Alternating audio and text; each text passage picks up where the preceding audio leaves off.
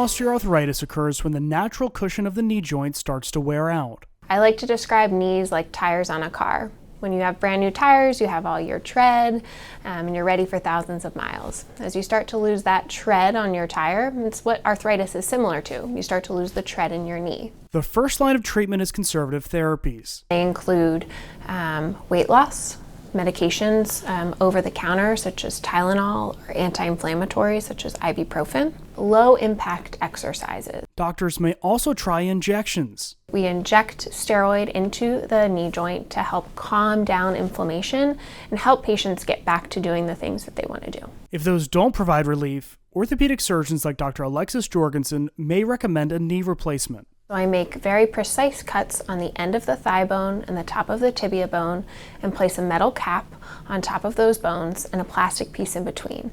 This acts as the new cushion of the knee joint, essentially replacing the tires. While recovery may take up to a year, the prognosis is positive. The goal of this surgery is to get patients back to doing the things they love. So not only day-to-day activities, but golfing, swimming, biking, the things that they love to do. You can learn more by searching for orthopedics on lehealth.org. For Lee Health, I'm Devin Turk.